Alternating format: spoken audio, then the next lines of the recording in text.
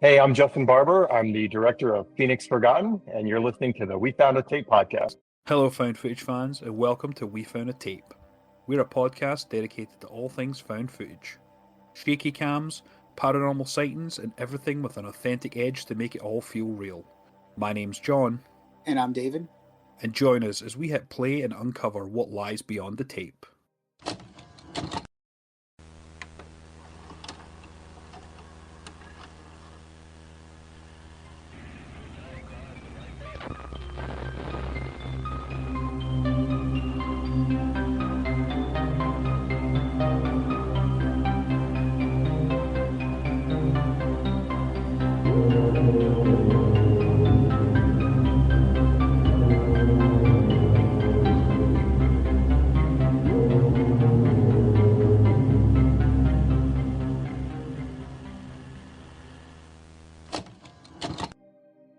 Welcome everyone to another episode of We Found a Tape.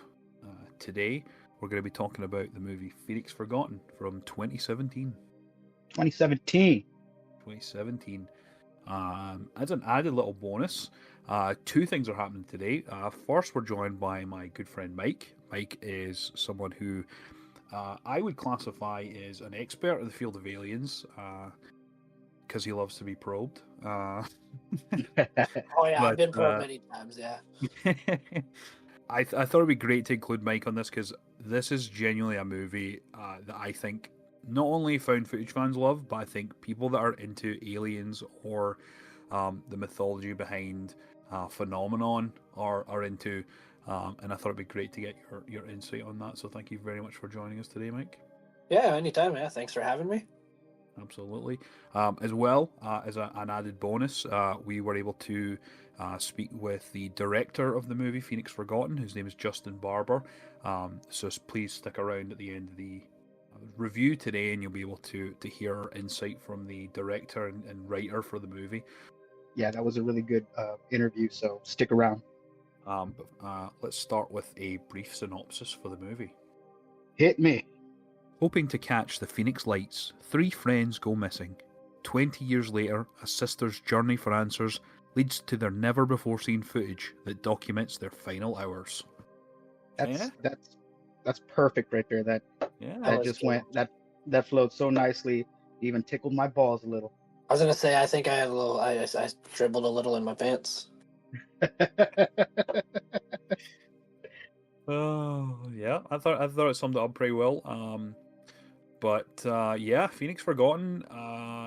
For me, off the bat, fucking love this movie so much. Genuinely, in terms of found footage, in terms of an actual movie itself, I think the attention to detail for the genre is just next level, and the fact that it had the backing of people that made some of the most iconic movies in history. Particularly Ridley Scott produced this. And then Mark Canton, who produced this as well, he also produced 300.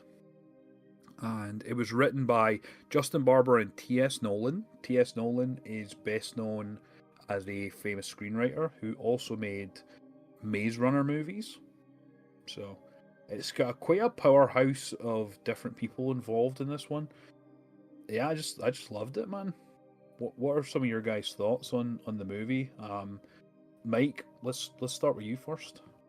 Honestly, it was very unexpected, like how it kind of plays out. I thought it was cool because it touches on a couple things that stuck out to me. The Phoenix Lights event, which, I mean, if you don't already know about it, you could definitely look that up. It's a pretty iconic event that did happen. So that was cool. It was actually based on like a true event, like all these people seeing these lights in Phoenix, and like there was like a bunch of government cover up and stuff like that. So like no one really knows what happened. And then they bring into light like the Ezekiel's wheel and stuff like that, and like that's not something that a lot of like beginners and stuff would know about. Like you actually have to dig kind of deep for that kind of stuff. So the fact that was kind of thrown in there, and like you're kind of like, oh hey, what's that? And like they show the picture of it, and then they kind of get into more detail. And I thought that was really cool how they threw in like something that like not a lot of people would actually know about unless you're like a UFO or alien fanatic. UFO fanatics, most definitely, because I think that's something that's definitely picked up. Having the knowledge of that, at least to some degree, to enough to put it in and sort of do justice to the story, is very commendable. I thought that was cool as well. Some of the imagery of the Ezekiel's wheel, the handprints, the true form to aliens that really didn't see the light of day for a lot of these movies. A lot of them, they focus on the grey alien man that walks the earth. This kind of leads into a more ancient style of alien that sort of has roamed around for many years, which is incredible detail. Yeah, like I thought it was cool how like even if like because the Ezekiel's wheel, it ties into like religion kind of, right? It's kind of like a biblical thing, and the cool thing about the movie too is when they interview that the indigenous guy, and he brings up the native sky people, and like that's not something that's very commonly known either. So like the way they tied that in too, it was kind of like, hey, like here's some stuff that we're gonna kind of give you the topic, and you can go be the one to do the research. I thought that was kind of cool. Yeah, they really tied in a lot of things here, and this movie overall for me really hit home. Not only because I'm a fan of aliens, but the director, the writers, and everything they did really well. And way to go to get Ridley Scott on this, man. He made one of my favorite movies of all time, Legend from 1985. So I mean, what can you say about that, right? Um, but yeah, it was really great. There was a lot of things, like Mike said, with the tying in of the native background, the biblical stuff with the Ezekiel's wheel. I really liked how it wasn't your typical, like you said, John, a UFO movie, gray aliens, saucers, things like that. This was like some kind of device that had spinning rings and lights and creating all kinds of like chaos when it's around. And this was a very different take, and it's really nice to see something different other than the usual stuff that you see. One thing I think as well, we spoke about this before, David, was the radiation, because you can see there Yes. they start to get their nose starts to bleed when they've been exposed to this. The clumps of hair starting to fall out, and them looking like just incredibly sickly, especially towards the end of the movie, as we find out what happens throughout the footage that has been found for each of these teenagers. That's definitely elements that the average person that's going to make a alien movie typically wouldn't include. So it definitely comes from an area of fondness and love for the lore and the conspiracy behind aliens, and the technical aspect of it as well. Like, because really, these creatures from outer space generally they would probably have that crazy radiation and exposure um, that would really harm us if we came into close contact, for sure. I've been watching, shows far back when I was a kid, like Sightings, Unsolved Mysteries, all kinds of alien shows from here to then, Ancient Aliens, even, that's something that's more modern today. And there's so many close encounter and abduction cases where people come back with some kind of radiation poisoning, or some even don't even make it but a few months or a month or a couple of weeks, and they end up dying due to heavy radiation exposure. So it's really interesting that got played in here, because that's something that you've commonly seen, throughout the years, as far as televised UFO encounters have been on TV or televised, or even on a radio show. So that was a really good take. The other thing that I liked was when they're in the caverns, or between the valleys or whatever they're in, at night, and they're trying to find their way back to the car. I don't know how many people have caught this or not when they've seen it, but the handprints on the walls, that was really creepy, because that tells you that this is an active area for them. They're here often, they're out and about outside. So it kind of tells you that things are happening there. There's even some that are upside down that would indicate, even maybe people were trying to scrape and hold on for dear life while they're getting sucked up into the sky, or getting pulled down, or things like that. So it kind of gives you that, it gives you the ability in your mind to create what you think might have happened. And I like movies like that. It doesn't give you the whole, you know, the whole meal. It gives you bits and pieces for you to kind of make something of it.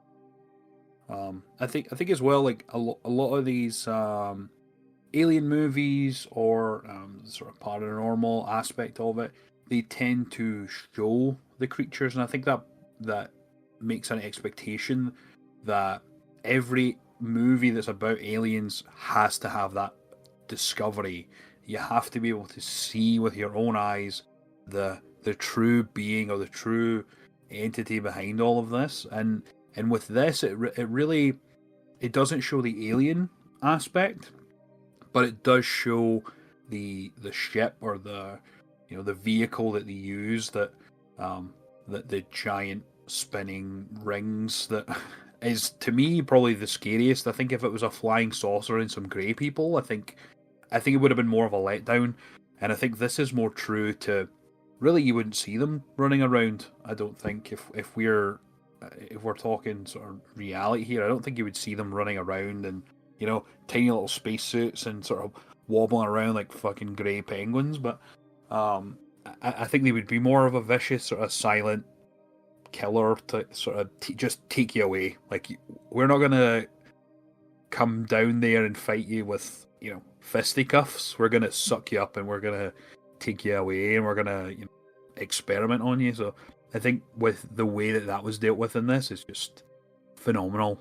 It really was, and so well done, and the practicality of the way that it was done, in terms of the look and feel of especially that last sort of 10, 15, 20 minutes of the footage that they finally see and the answers that you're given. Like, fuck me, man.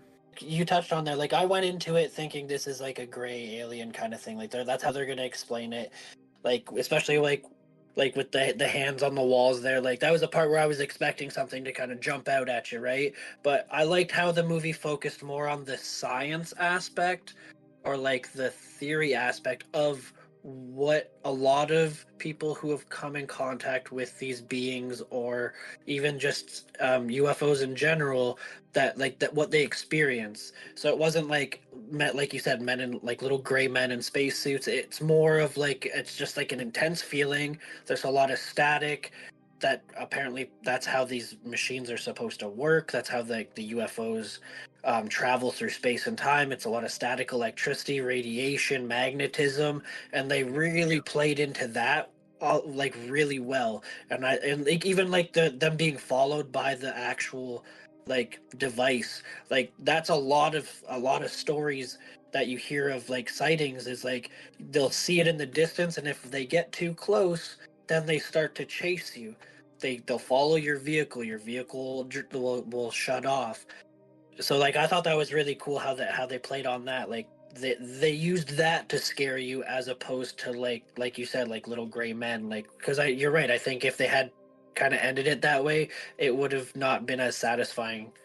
Especially the fact that this was produced by Ridley Scott, right? If they'd have done some sort of like xenomorph style sort of dark, violent alien, like as well, I still think that even that wouldn't have been as much of a successful round off for this movie. I think it would have still sort of cheapened it a little bit. I personally love the fact that we didn't see anything, and you're left to your own devices, really, like your own mind, which can fill in the gaps of things that you don't see, and that's far scarier, I think, than seeing an alien or like even hands, like seeing like a hand coming out through, grabbing at something or clawing at something and ripping through metal and things like that.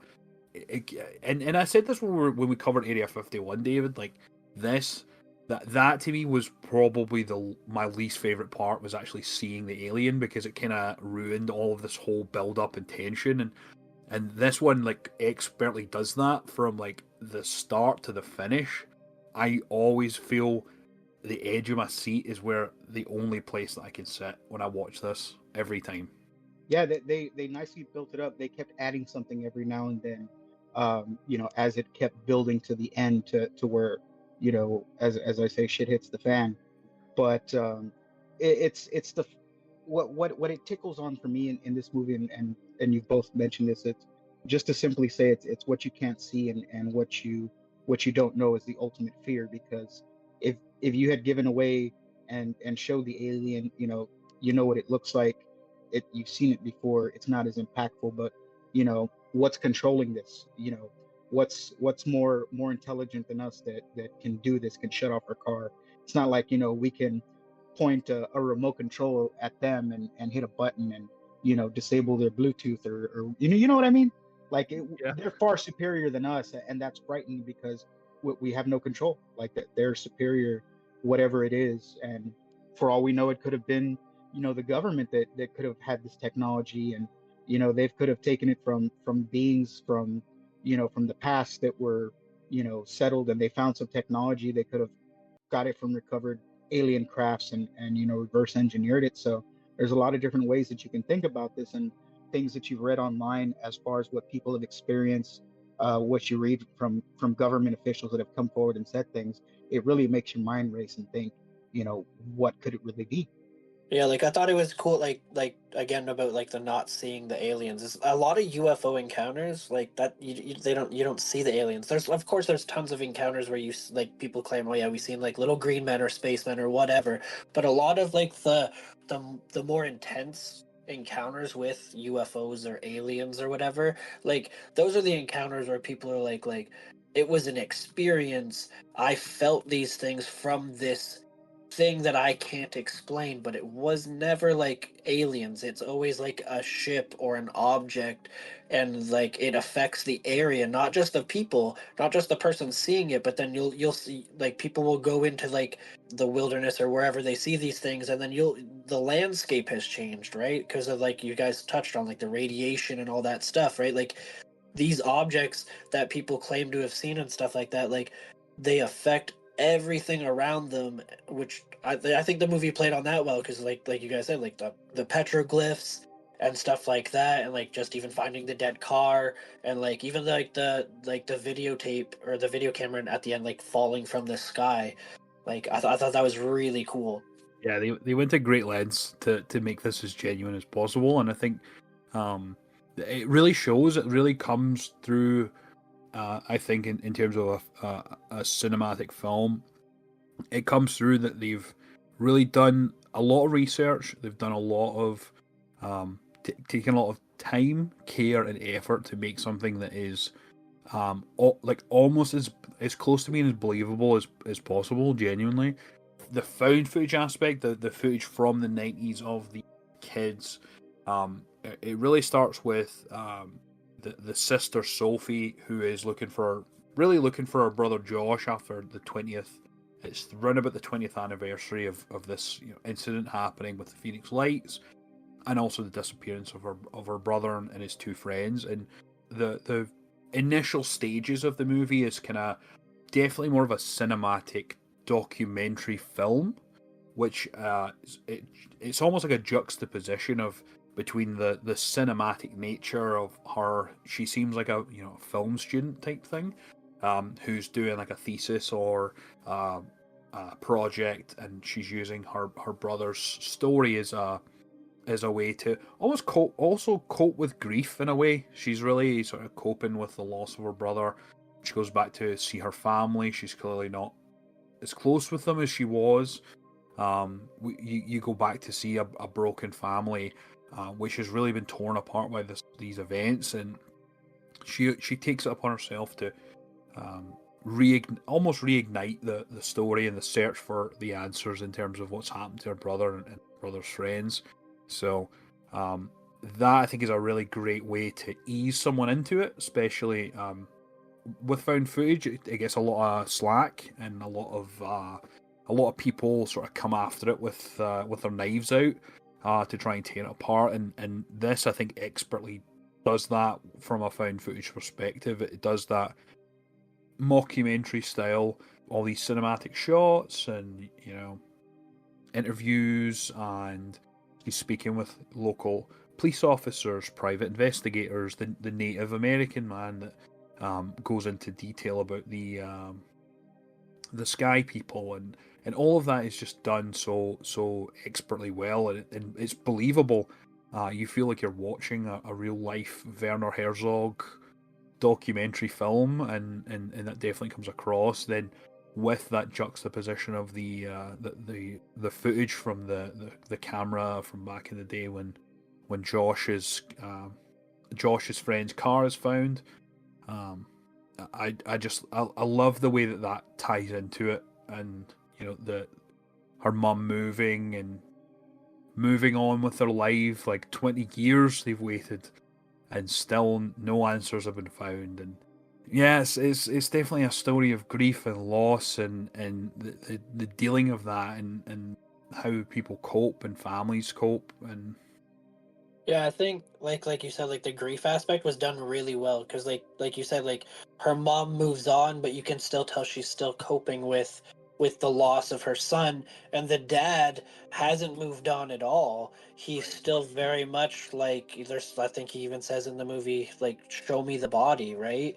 And then you can see the other aspect where I don't remember if it's the girl's mom or the other friend, like the Mark there, I think it was his name or something. But the dad there, you can see he's getting hope because she's looking into it, and then at like right near the end where she kind of stops finding answers and like she seems to be hitting another wall, he literally says like he's just like your brother's dead. Like like you can see like he's just so deflated at that point, and like so like yeah, they touch very well on the grief aspect and just like the moving on, and like David said before, the whole like watching her put that tape in, and then it just cuts to her sitting on the curb there, and you're kind of like, it was at the end of the movie, was like what would like are they going to show us what happened, especially after they meet with the military there, and like you kind of piece it together that there's a bomb test site nearby, and that's what they test at the base that's near where these lights were seen.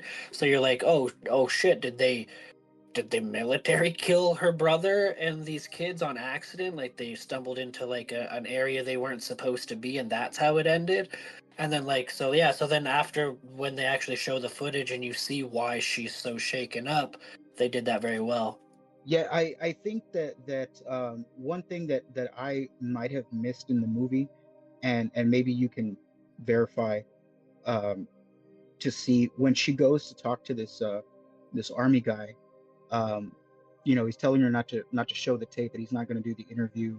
um, you know, he's just putting a stop to everything. Did she show him the footage, or he has not seen the footage yet? So I couldn't tell at first, but as I started to think about it after, I think she does send him the footage, or she has emailed him and said, "Hey, I found this tape. This is what it shows. Can we talk about it?" Because you're right, it doesn't actually show whether or not he's viewed the footage, or Right. if he was just informed of what was on the tape, because I don't even, I think she calls him, right, or something like that. So yeah, so it doesn't actually show, no, like how he knows what's on the tape, but he is definitely informed somehow. It genuinely feels like in some way she showed it to him, whether it was, you know, duping a recording on her computer and she sent it to him in a file, something like that. That, obviously he's stopping for a reason. He doesn't want to do this because it's something that obviously that they know about, but they don't want to speak on. So it's some kind of phenomenon that's going on in the area, and that they don't want to speak on it. This is something that's classified. So all he could tell her was, don't show this around, don't show this to anybody, because if it gets out, there could be big trouble. Is what I got from that. Yeah, basically, yeah, and I think maybe she uploaded it and then like sent it through email or something. But yeah, you're totally right. Like one way or another, he was informed, and they didn't want people to know, like, hey, we know what happened to those kids. That's what it kind of came off as, is like, hey, we know what happened to your brother, but we can't tell you because we don't want people to know this is an active hotspot for alien activity, basically.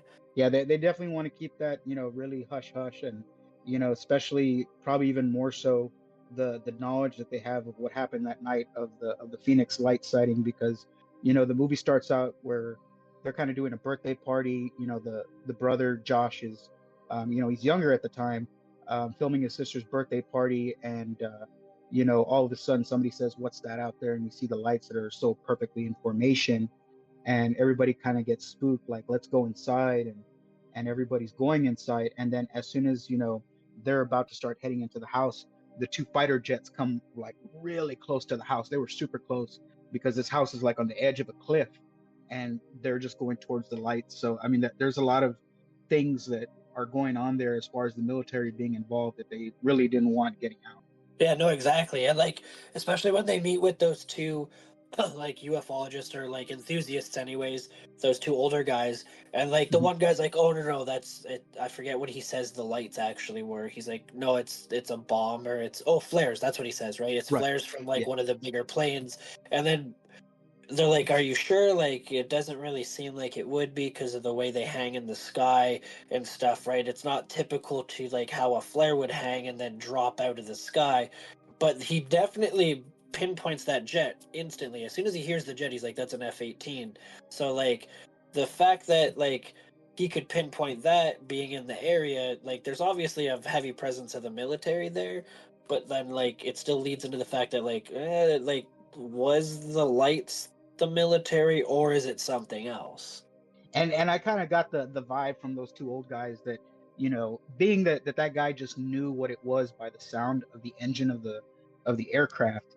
They knew something, like it's just there, like they're just kind of discarding it as well, they were just doing military testing or exercises out there and shooting off flares, and they kind of just shut it down, and that's kind of it. So it kind of leads me to believe that they're hush hush too about it. Yeah, like they were either paid off, or I feel like because she's getting close to answers and she's going to be the one to kind of put it out there. I feel like maybe they were trying to shut it down because like maybe they wanted to be the ones to put it out there and be like, "Hey, like we know what happened, but unless we can really prove it, we don't want anyone else to put it out there and get the fame for knowing." Like and it kind of I kind of got that vibe too, is like they knew what it was, but they didn't have the proof to kind of make their 15 minutes of fame or make a quick buck off the incident. So they were like, "Oh no, like that's not what it was." That's actually a good call. I didn't even think about it that way. That them wanting to get the credit for something instead of them, and it doesn't get out. They're the ones that put it out and get the fame, and and the recognition for the evidence that they might have. So that's actually a good call. I didn't think about that. Yeah, Expedition 2 is what the tape's name is called, Right. which I think was very eerie.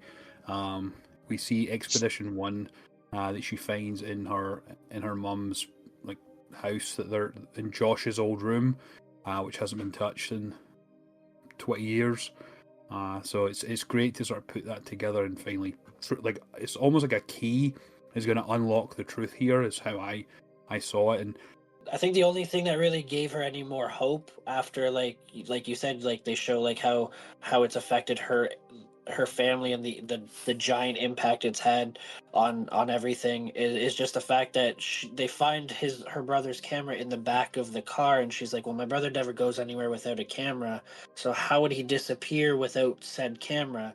And then like when they find the second, or well, actually when they watch Expedition 1, they show that his camera was having issues, and then that's when she's like, "Oh well, he checked this camera out, or someone must have checked a camera out." The lady calls and she's like, "Oh hey, we found the camera, or this at package anyways," and it ends up being said camera that the girl takes out there, and that's the camera that like they find Expedition 2 on. So like yeah, that like, I think that was really well done with keeping the hope alive, and then you're kind of like, "Oh shit, wait, yeah, I get there must have been something else." absolutely, and this is definitely sort of that vehicle to ramp up that last section of the movie, because you mentioned earlier, David, that the after they hit play, it cuts immediately to her sitting on the floor, deflated, and then we get the military conversation. So it's almost like almost like a false start. Like, oh, we got you there, and then when you see the stuff that's actually happened, that's when it takes off like a rocket. And some fantastic imagery, some fantastic practical effects that were really done here. I've seen some behind the scenes footage of how they made the trailer, particularly when Josh is in there and he's running around and see all the lights and like the TV explodes and then he like sort of looks at the mirror and stuff.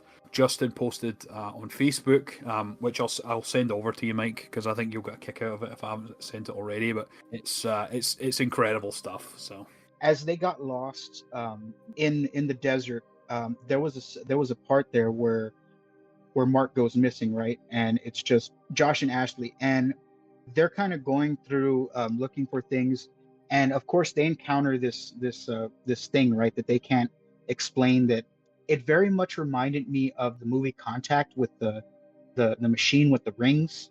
That's kind of what it gave me the vibes of, and it was very different. This wasn't, a sighting or anything like that. It was a signal that had schematics to make something, and then they make it, and it's this giant fucking thing that is supposed to be some kind of like communication device or spaceship or something like that. They don't really know what it does. So I really liked how that comparison there. I mean, even though that they weren't trying to do that, it was just, that's what it reminded me of. The whole thing with the finding the coyotes too, that was crazy, because they were listening to coyotes howling in the distance, and not even a few seconds later you cut to this field and there's these dead coyotes everywhere that looked like they were burned or mutilated beyond recognition, but you could still tell what they were. And it was just so crazy that happened so quickly, that put the fear in you, like, oh shit, something is close by. What is it? What's going to happen? Each one of them, before this thing grabs them or whatever, harvests them, whatever it's doing, they all hear stuff that no one else can hear. Mark hears his brother, Ashley hears her dad, and then Josh, I don't know if he actually hears anything. I think he just encounters it when it takes Ashley, and then it follows him. But yeah, like, they all hear stuff that you can't, like, they're the only people that can hear it. So it's like, you wonder what effect it actually has on them, a psychic level or something like that, like a spiritual level or an intellectual level, where it's like, it's tapped into your, like, to you, and like you're experiencing, like, each experience was different. And then the grand finale of the movie, as John mentioned, what is it, like a shack or storage or something like that he gets into when he's running? As soon as he gets in there, man, the lights, the sounds, the chaos, the water going upwards, like if the suction motion is starting to happen upwards, this thing is pulling, and it's that last few minutes of insanity. You don't even see what happens. It's the experience in those final moments, and that's it. So it's a very well done movie, man. I can't say enough good things about this movie. It's just so well done. How many, I don't know what else to say other than that it was such a good movie. why don't we get to rating it? Honestly, I'll give it a golden tape. I probably wouldn't do that for a lot of movies, because like every movie has its like flaws, and like, not to say this one doesn't have small ones, but honestly, it keeps you on your toes. You're invested, and it touches on a lot of stuff that your typical UFO or alien based movie does not do.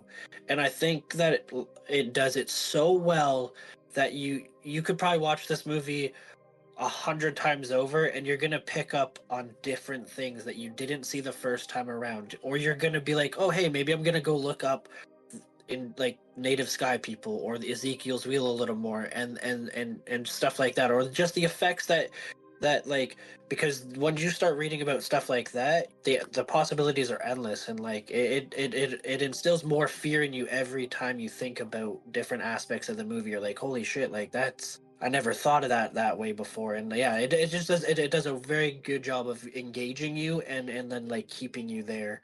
Yeah, no, honestly, it's probably the best UFO movie I've seen. Like, I love Alien. I love like Prometheus is probably the best Ridley Scott alien movie that he's done, because he touched more on the Nephilim, and like, yeah, he introduced the xenomorph at or whatever at one point, but the fact that he touched on a lot of lore again that like not a lot of people think about, not a lot of people know about what the Nephilim are and all that stuff. So like a lot of alien movies that's what it is. It's gray aliens, it's alien creatures, it's some sort of monster. This wasn't that. This was all about the experience of what an abduction might be like, and it was done honestly, I think flawlessly. That whole aspect of the movie was it was perfect. I think I'm in the same boat as you, man. This is going to be a golden tape for me. I love it. I recommend it to everyone. I think I told you about this movie probably years ago as well, and I think this was just the perfect time for me to introduce you to it. And I think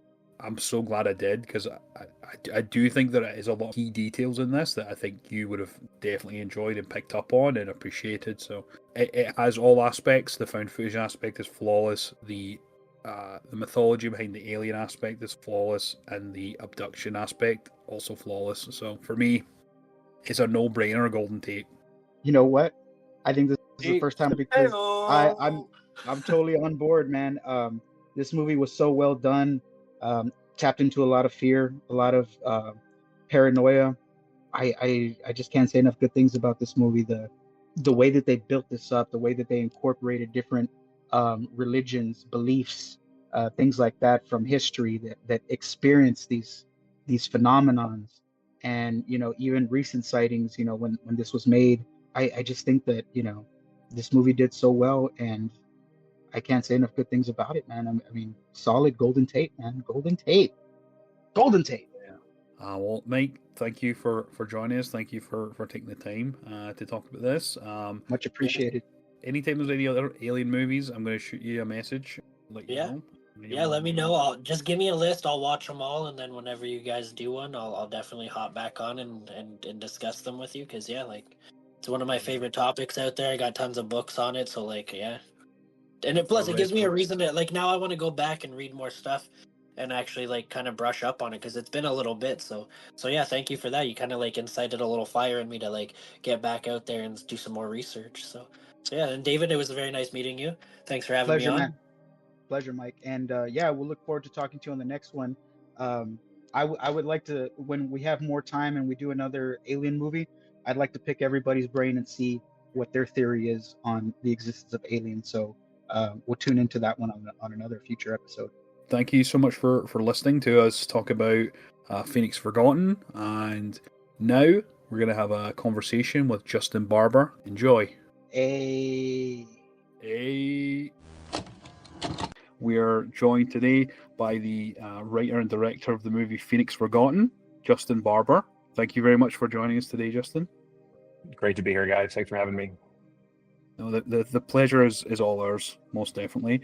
I was mentioning just before we started this that this is one of my all-time favorite found footage movies. I always recommend it to people whenever I get asked what's a found footage movie that you recommend, and this is always one of them. And I have never heard any sort of negative feedback. It's always been, wow, why did I sleep on this for so long? So yeah. Well, you should try recommending it, and just as a test, be like, this movie sucked, and then see if they come back and they're like, yeah, I agree. Maybe they just preserving your feeling. That is very nice of you to say, and we worked hard on the movie and just try to make it as good of a movie in the genre as it could be. So that always feels good to hear. I'm a huge fan of it as well, like John, but for me, it's the love of aliens, anything extraterrestrial, UFOs, things like that. I've always been a fan of the subject ever since I was a kid, because we would watch anything from unsolved mysteries to sightings in the 90s when I was a kid with my dad. Stuff Sightings was really good, man.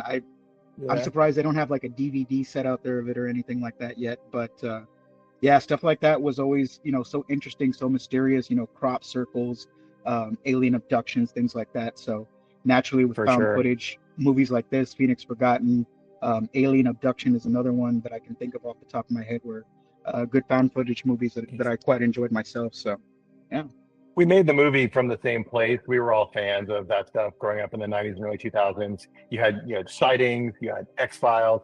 The unsolved mystery theme, to this day when I hear it, it creeps me out. It does. It was on in the house when I was a kid, and wow, I didn't watch the reboot they did. but also like older movies like Close Encounters too. And in fact, that was kind of that's how the movie got made. Actually, I'll tell you a quick story. So I did work in writing the movie, but I had a writing partner named T.S. Nolan, who's a very successful screenwriter.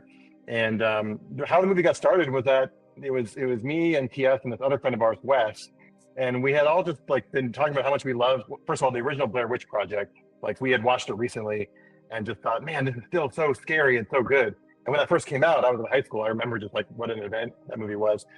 And it was so authentic too. We were in a time when Hollywood was making these found footage movies now, but a lot of them like kind of lacked the authenticity of that early one.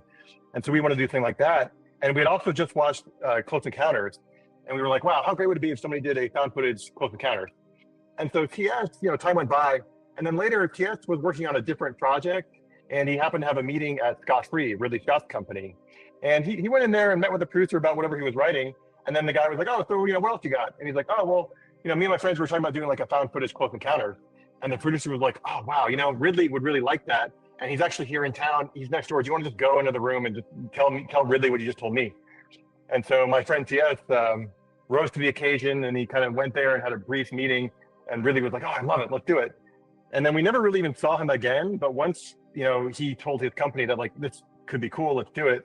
It was kind of the rubber hit the road at that point. We were able to make a movie just based on that sort of chance meeting. So, wow, that's something. That was definitely one of my questions, was about the connection to Ridley Scott and sort of how that came about, because that's just so like he's the godfather of one of the greatest alien movies ever made, right? So for sure, and he has the same kind of like fandom that you guys have. I mean, he made its very first Alien, and in fact, at one of the other meetings I had there. Just a fun random fact, but they had just happened to rediscover his original storyboards for Alien. Like they were in a big binder behind a cabinet. And at my second meeting there, one of the guys pulled them out and showed it to us, like his actual drawing. So, wow. We were also very motivated throughout the whole process, like make something that he would like, make something that was as good as something that he would make. And, I got to meet him like a few times, but the way it works is like, this was a very small project for them. He kind of gave it his blessing. And then he had some notes throughout the process, but I saw him 2 times throughout the whole process. It's something always people ask, oh, what it was like to work with Ridley? And it's like, well, we tried to do the best for him, but he had other things going on. Yes, that makes sense. Yeah. And I'm curious as well if you remember some of the notes that he'd given. I'm curious on that. Were there any that stood out in particular? Yeah. So when we had the first cut, so also the way it worked was like we had this idea to make the movie, and we wanted to make it as authentically as we could, so that when people watched it, they thought, hey, this actually could be footage shot by these 3 kids who went missing. We wanted to ride that line, because part of the fun of it is thinking like, oh, is this real? Is it not? And so that's how we set out to make the movie. And so we shot all the early footage from the movie is like very authentic and very real, but also very boring. And so Ridley and the other creative force, Wes, like all of their notes are about how to make it more exciting and more scary and just more energized. Like Wes would always say, like, we need to give it the shot in the arm. And so one specific thing is that what we did in the second half of the movie is really use the characters. The characters are off screen a lot of the time, but you can hear them breathing. Like whenever something scary is happening in the desert at nighttime, it's dark, you hear these characters breathing. And we were using kind of in the Alien movie, in the whole third act, like there's no dialogue, but you hear Sigourney Weaver running around the spaceship just with her intense breathing the whole time. And it's really just amazing how scary that can make things. Like that was a big thing, like really leaning into the sound design in the second half to make it as scary as possible. So I really give them a lot of credit. Like it was my job to kind of make it authentic, but I really look to those guys with all their experience at making things like suspenseful, just to make it as scary as it could be. Nice. Yeah. So I'm curious that we're talking about different camera styles, with the sound, things like that. In this particular movie, the Phoenix Forgotten, what type of cameras were used? Were they just handheld cameras? Were some mobile devices, body cameras?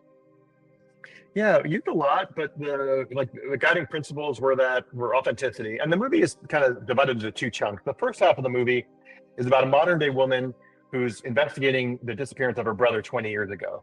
and she's making the movie as if it's we always thought it'd be like an Errol Morris or a Werner Herzog documentary, kind of a high-end broadcast documentary, cinematic, but like an artsy documentary about this family tragedy that she suffered.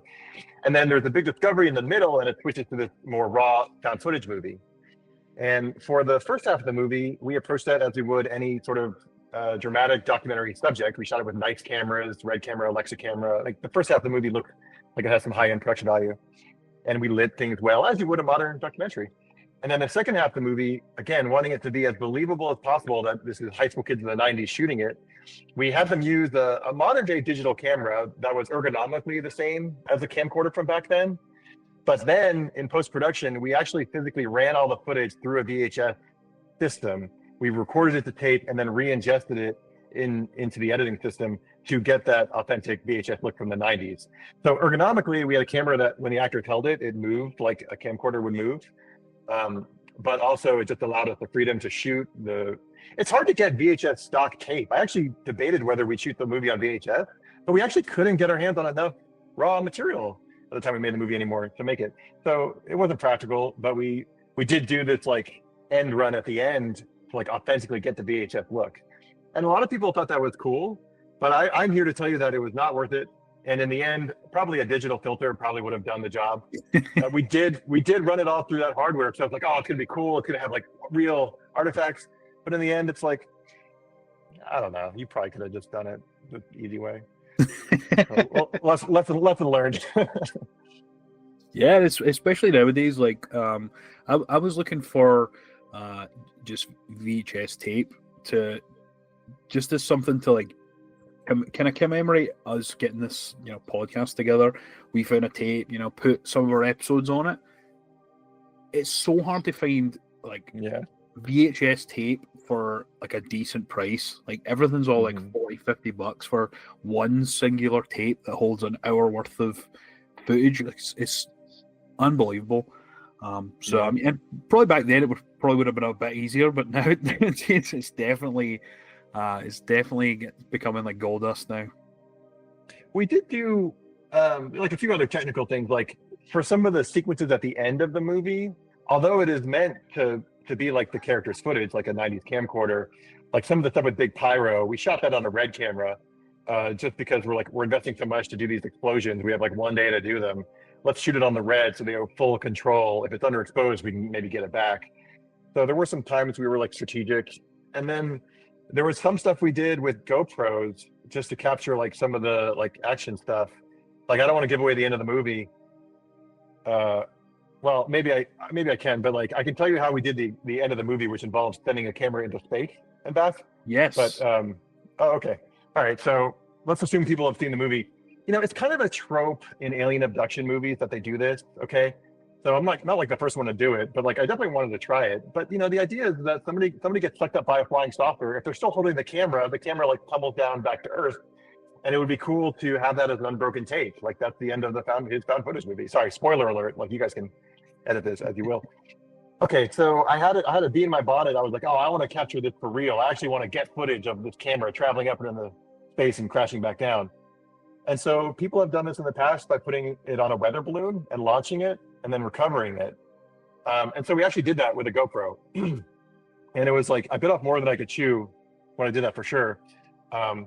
Because, it's like, there's a lot of science involved in that. You have to kind of predict where it's going to go. And I had little trackers on it, but still it's a crapshoot if you're actually going to find this thing. You have to time it. The way it works is you launch a weather balloon. When it reaches a certain altitude, it explodes just because of the difference in pressure. So like knowing how fast it's going to get there, when it's going to explode. And the other thing was I wanted to really capture the ballistic reentry. Like I wanted it not coming down on a parachute. I wanted it smashing into the ground, like from 90,000 feet. So I tried to do this 3 times, and I was able to recover the payload once. So I did do it once successfully. But this is another kind of lesson learned. I did get some cool footage. Like you kind of see bits. It's a very frenetic sequence. You kind of see it in bits and pieces at the end of the movie. But ultimately, like I didn't quite get the angle of it hitting the ground. So I had to send a helicopter. I got a friend with a helicopter just to drop a camera out of the window from 10,000 feet. And then I found that one. And that's like the actual moment impact that is found. So I went to all these like lengths to like capture this cool climactic shot. And then, of course, it never goes as you planned, but I was able to get enough material to make it work in the movie in the end. So a lot of things with this movie were like that. It was a real adventure and just kind of figuring stuff out. Brilliant. In terms of where it was shot, where were some of the main locations that you ended up using for filming? Because the mountain area or the sort of desert area where they're going and investigating, it's very unique and very eye catching when they're going through it, especially with that sort of VHS filter behind everything. Yeah. Where was that? Well, I'm glad you picked up on that because we also did go to Link because we had a smaller crew than a typical feature movie. We were able to go to some of these more exotic locations. So again, it's only from a standpoint of authenticity. I wanted to have as much Phoenix in there as possible. So it's about the Phoenix life. We did do some shooting actually in Phoenix. And then just for the ease of production, we did interiors and a few other exteriors in the Los Angeles area because it's a Southern California desert. It's going to look like Arizona. But then I did have my heart set for the dramatic exterior daytime locations when the characters go into the desert. It couldn't be in Arizona. It just wasn't practical. But south of Los Angeles and to the east of San Diego, roughly, there's a desert called the Anza Borrego Desert. So it's a desert area outside of San Diego, and it's really beautiful and has these dramatic sand dunes and just all these, and it has a slot canyon. So it just has a lot of those features you see the characters wander through in the movie. And it was close enough to LA that the crew could drive there. We did stay down there. But it was when you're driving around the LA desert, we actually did shoot at Vasquez Rocks, which is famous from the Star Trek episode. We did shoot a little scene there. It's a triangular rock formation where Kirk fights a lizard monster.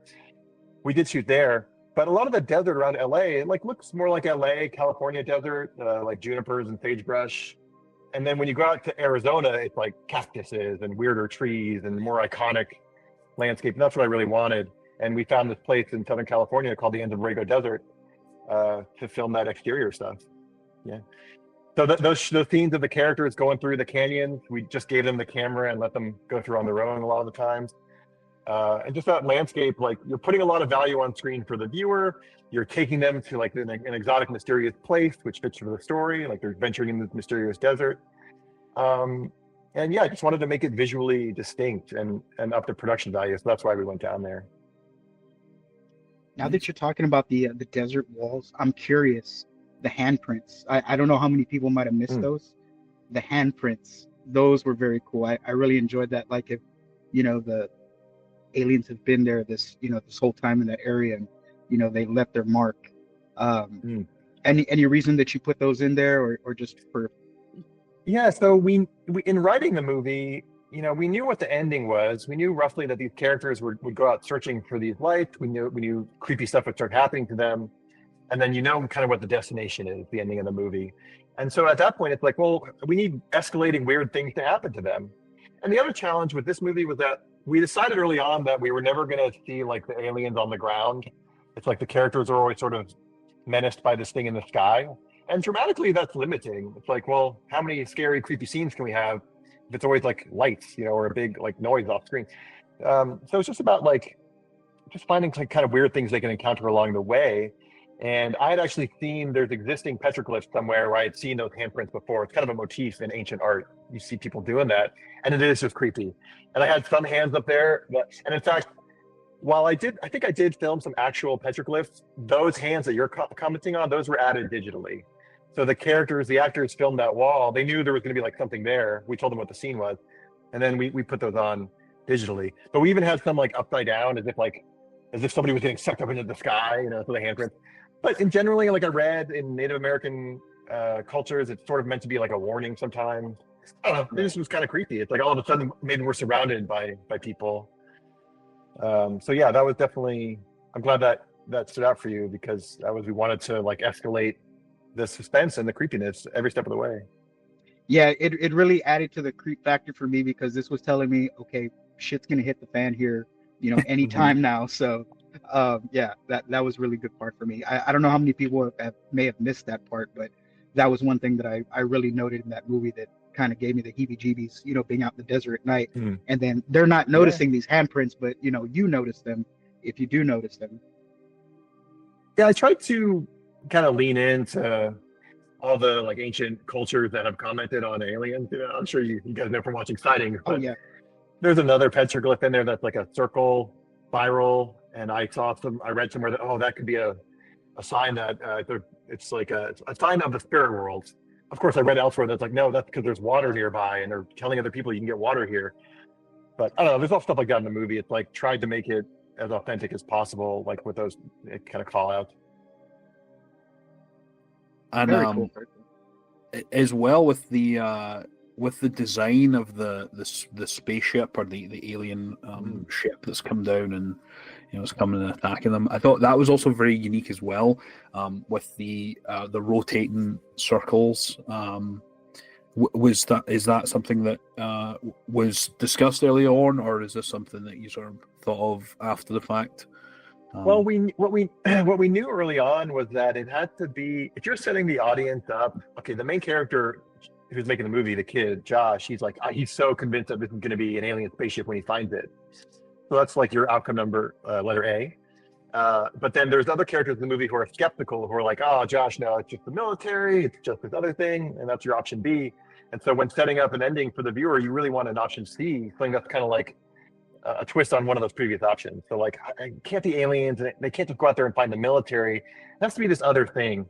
And for me, that was just, let's make it like not a spaceship with nernies on it. Let's make it just something more abstract and something more mysterious. Something that just like can be a little more open-ended and just be maybe a bit more surprising at the end. And what inspired me was a couple things. In Star Trek 4, it's the one with the whale. The probe comes to Earth. It enters Earth's atmosphere and it starts causing all the crazy weather. So Kirk and the ship have to go back in time to bring the whales back. But this giant probe that like enters Earth's atmosphere, it didn't look like a ship. It was something more out of like Rendezvous with Rama, or like more out of 2001. Like it was like this just weird shape, this massive geometric shape. And I kind of was just envisioning something more like that than like a big flying saucer. And then also big inspiration for me is the movie Contact with Jodie Foster. And there's even a scene in the movie where they kind of talk about how, because that's another thing, to our earlier conversation about like these mentions of UFOs in ancient tech, there is that one in the Bible, Ezekiel's wheel. Right. And that's something that actually gets commented a lot. People actually know about that. And it's just fascinating to think about, like, oh, it's like this ancient UFO that was wheel shaped. So those were all the things kind of in the stew. And just the last thing I guess that I gravitated to was that this idea of a big swinging ring, like right above your head, is just really scary. Like out in the darkness, you'd look up and there'd be this huge object, and it's almost like a pirate ship ride at a carnival, just swinging above you. I just thought that could be really cool, and like the rush of the wind, and just feel very scary. And so that's kind of where that came from. And that's the whole thing. It's like J.J. Abrams movies always get criticized for this because he's like, it's a mystery. And then people always criticize, like, oh, is the reveal like too overcomplicated? They're not that good. So that's what you're always dealing with in a movie like this. And so that's just kind of what we came up with. Star Trek 4. Nice.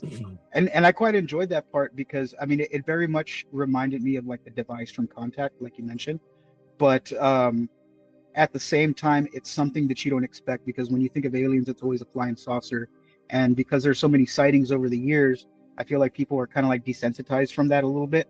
So to see something completely different and not what you're expecting to see is a nice surprise, and also kind of creepy as well. The wind moving around, the lights, the spinning of the rings and everything. Mm-hmm. And then for me, when it started referring to in the beginning of the movie about Ezekiel's wheel and things like that kind of told me, well, these beings or these aliens or whatever they are have been coming here since like biblical times, things like that. So they've been around for quite a while. Yeah, anything I could do to sort of make the mystery bigger, in people's minds. That's what it was all about, Yeah, it's very cool. I really enjoyed those parts. That was so good. And then, of course, the ending of the movie when, they're actually in this shack or this house where everything is just going crazy. The water's going upwards and, things are, just going crazy everywhere. That was the scary part too, because, I mean, everything is just happening and climaxing to that point. And it's just so many things going on. It's just like hitting all your visual, audio senses and everything, and just kind of overload, which is a good thing because it's meant, of course, to scare you and freak you out a bit. So, yeah. Yeah, we definitely wanted the movie to have like an exponential curve, and then just like a knock the doors off the bar kind of ending. And so it was kind of designed like that from a production standpoint. Like 80 to 90% of the movie was going to be mystery and tension, and then we were really going to have a showstopper ending.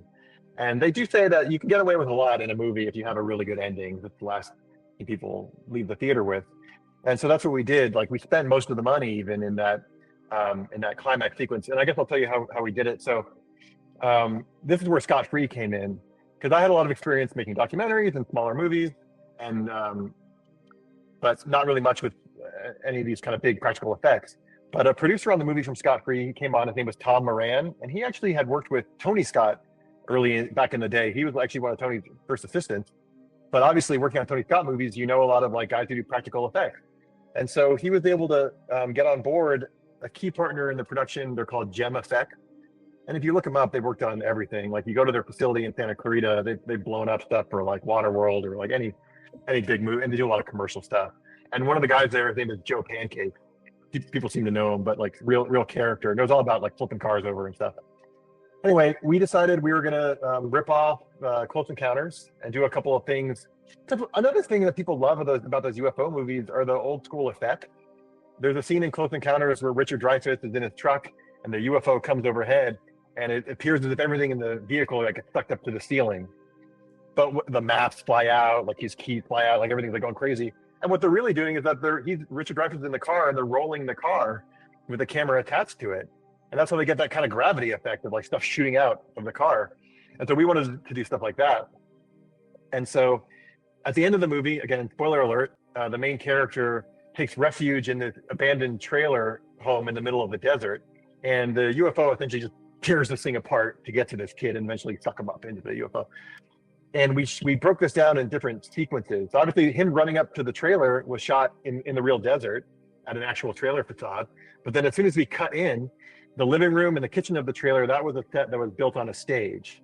And we had like the TV rigged to blow up. We had the outlets on the wall rigged to spit fire. We had the windows rigged to blow up at a certain point. And at a certain point, the character, like in all this chaos, he runs into the bathroom and he closes the bathroom door. And now this bathroom that he's in, this is an entirely different set on that sound stage. And this is a small room we built that's in what's called a rotisserie rig, which is what they did for that car in Close Encounters. So we have this bathroom set in this rotisserie rig, and then a forklift with a rope on it is attached to the rig and simply drives forward and pulls and causes this bathroom to spin. And so in the movie, when the character is in this bathroom and the water is like reversing up out of the sink, it's because we're rotating the bathroom just like they did in Close Encounters. So that was cool. And then just to finish out that sequence, the character is like going nuts. He runs out of the bathroom and now he's in the living room again, and we just blow that shit apart. And then he runs back into the back of the trailer into a little bedroom there where he looks up and the roof gets ripped off. And this is all just stuff from kind of like shooting in sequence to kind of make it this one seamless take where he's just running around and eventually it just rips the whole thing apart around him. And so, yeah, that's where we spent most of the money. Yeah, you can tell. It's Yeah. it's such a spine-chilling sequence. One point I was told to make, my girlfriend had nightmares from this movie, specifically from that final scene. So, job well done. I remember first seeing it. I felt the hairs on my arm stand on end, like I had chills genuinely. So I think it was very well done and very, very impactful. So. Well, two other things I'll say about it is that the sound is so crucial. Just the sound, the re-recording mixer who puts all the sound on after the edit did an amazing job making that scary and making all those effects come to life. His name is Zach Sievers. And even to the point where Zach got in there, the booth himself, and was doing like some of the screaming because like we didn't quite get it on the day from the actors. So the sound designer just like, fuck it, I'm gonna do it myself. He's like, ah! And the mic. So the sound is like so key, like really throughout the whole movie. But also the editing, like we really mapped out how we were gonna shoot that sequence. And then when we filmed it, it was so much slower, like in the edit than we wanted it to be. So it was hard because I had to cut out a lot of these cool explosions I liked, but we really then condensed it in editing. Like it was the real project in editing this movie just to like get that exponential curve up and like work on that ending so it really felt like a ride and just like was up and up until the very end. So like the editor, Josh Rosenfeld, and the sound designer, Zach, did a hell of a job making that work. Oh yeah, for sure. What I also quite enjoyed about this movie too is that you incorporated, whenever people have encounters with UFOs, there has always been talks over the years of radiation exposure, because there's so much radiation, emitting from these saucers or ships or whatever they are. And I thought that was a really cool feature to add in there. The nosebleed, the pale face, the sweating, everything. I thought that was a really good part to add in there to kind of add to the lore of UFOs. Yeah, and you just need more creepy stuff happening to the characters every step of the way, and that was just sort of just one of the roads we could go down, and just ratcheting it up slowly. And in fact, in the script phase, and like when we were making the movie, we thought we would even go further with it. And in fact, like even like there's a scene where Ashley starts to lose her hair, and you can see that they're sweaty and just like look sick. We even did a makeup test where it went even further, and she had a bald cap on, and she had even like weird skin stuff going on. Like we thought maybe it goes even further by the end of the movie, but we decided not to use that stuff because, as Wes put it, we were kind of starting to lose the humanity. Like you'd look at this character and all of a sudden you'd just be focused on the makeup, and it was actually creepier just if like she loses her hair a little bit and her nose bleeds, and then you just that scene at the end where she gets taken is more powerful because like she's kind of delirious and she's almost playing it joyfully. And I just don't think we would have got that, with that heavy makeup. So that's another just interesting angle. Like we had the opportunity to go down, but didn't. And I give Wes a lot of credit. That was his idea, not to go that far. But yes, your point. Yeah, what other things could we have happened to them? We even had a moment where like we were thinking like, oh, well, should we have them encounter some like weirdo out in the desert and have him come back and be a threat? Or like, do they need to step on a rattlesnake? It was just all about like, well, how can we increase the tension every step of the way? And like in the end, what made it into the movie, I think works. But yeah, there was a lot of things we were thinking about just to just get it, keep the suspense going. For me, like the desert is kind of like the ocean. Like there's just such a wide array of different animals and creatures and things that you can run into that are so dangerous to humans that really it's endless. So, yeah. But yeah, I think the way that it was done was so impactful. Yeah, this was really well done. I would agree. Even down to like adding animal mutilations to the coyotes. They were all now to me it looked like they were burnt. But I mean, maybe you can shed some more light on that. Maybe it was more of a mutilation or burning. This is a great question because it also highlights part of the process. So when we had the finished movie, a lot of the notes were just that we needed to make it scarier and more intense, and we needed more weird stuff to happen. So those coyotes actually were a late addition. We actually shot some more material where they, in the daytime, when the characters park their car, you actually see them find one dead coyote. Just like we wanted one little thing there they see before the tape ends, a little scary. And then later in the second half of the movie, first, they encounter some power lines, and it's like, oh, hopefully we're getting closer to civilization. But then through sound design, we hear that there's kind of an effect where like the power gets like zapped out, and then you hear in the distance coyotes howling. And then the very next scene, the characters come upon this field of like dead coyotes, and one or two of those were real props that they had bought, and the rest were just put in with CG.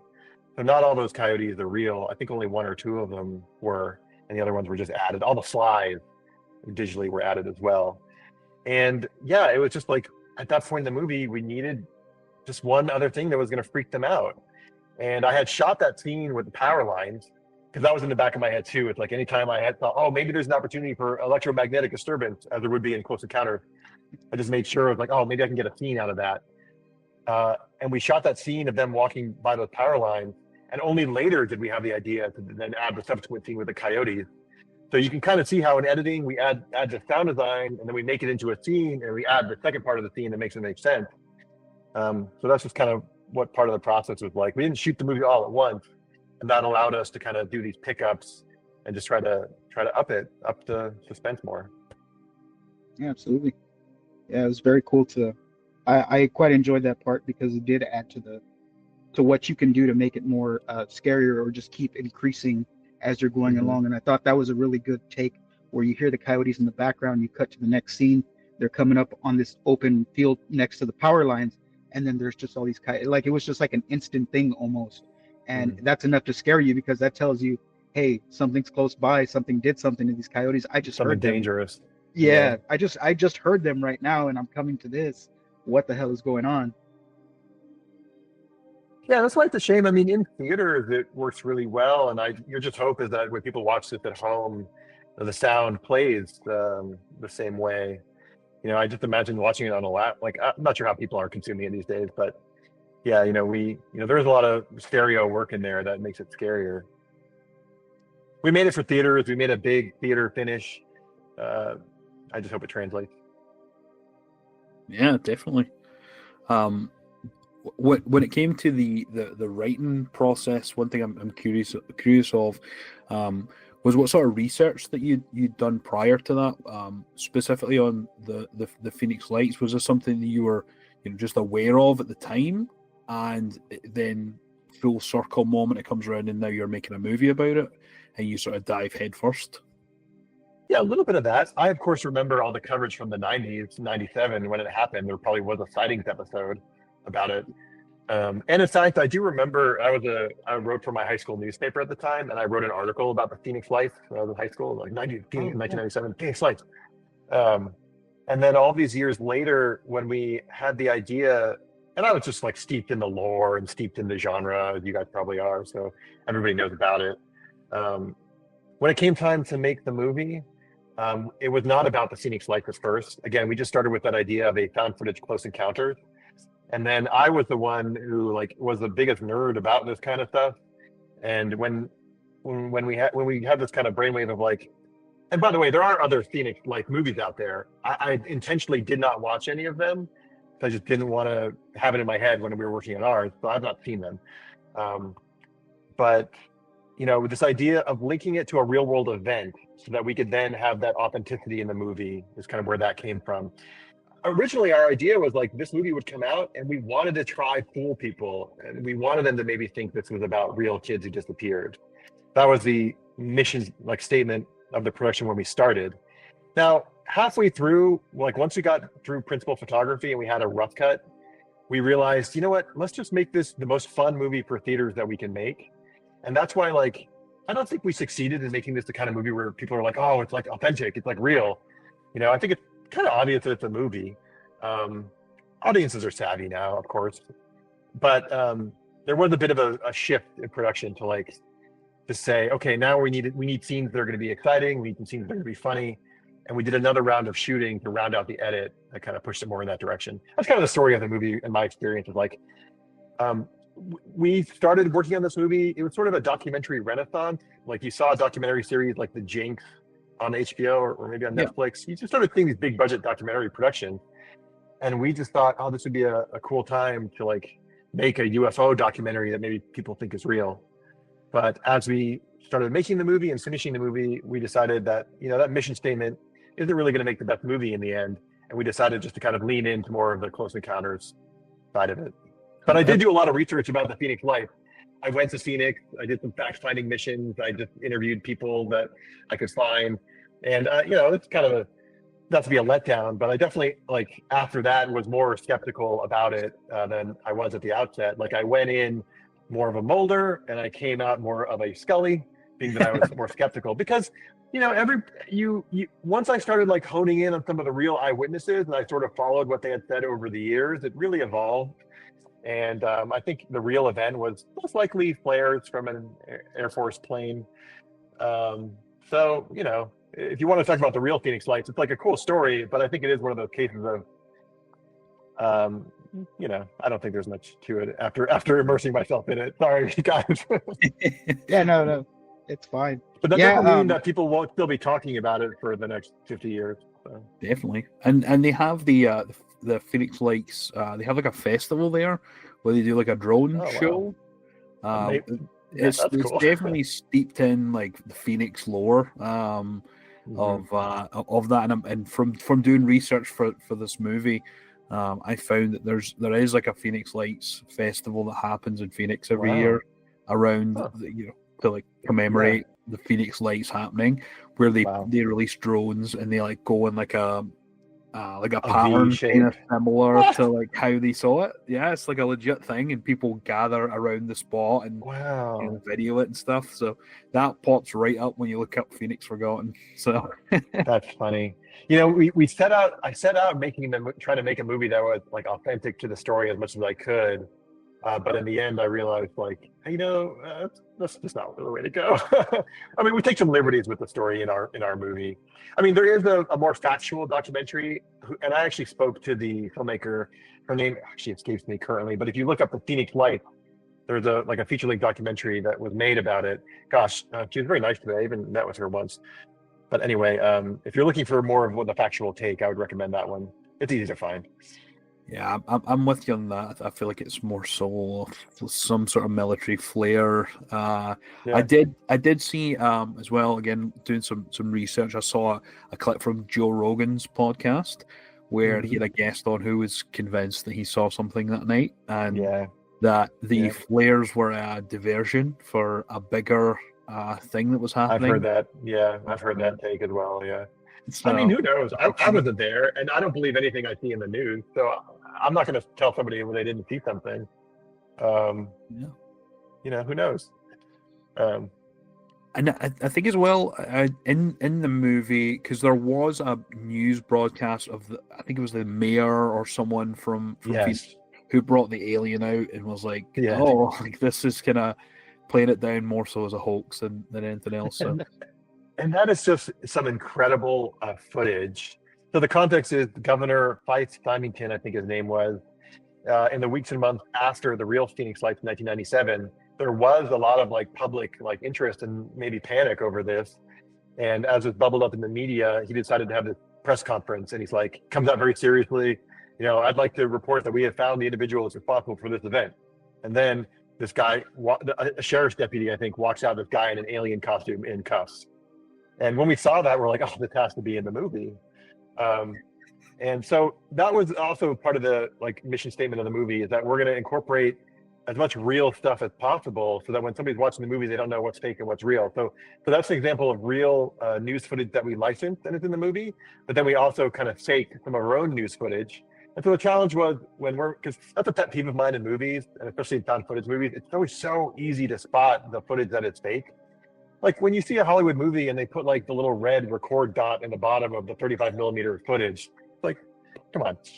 So we were super authentic in the way we restaged some of the news footage. But that is an example of how there's some real clips mixed in there. But we also went so far as to have real non-actors in the movie as well as actors. So as I mentioned, the first half of the movie is about this modern day woman investigating her brother's disappearance. I made a fake case file for this fake person, this character, it's a fictional character, but I made it as authentically as I could make it. And then I found in Phoenix a local private investigator, a local police officer, retired, just some people who would have actually been involved if it were real. I had them study the case file. And then Florence Hardigan, who plays the actor who plays Sophie in the movie, the sister investigating the brother's disappearance, I had her interview those characters just based on the case file they read and their own police knowledge. And that's how we got that interview content that I hope feels super realistic. It's because it's actually a retired cop. It's actually a private investigator. And then of course there are actors in the movie, like the main characters and their family members are all actors. And so the challenge was always okay, are the actors as believable and as authentic as the real cops? But that was just sort of what we tried to do with the movie.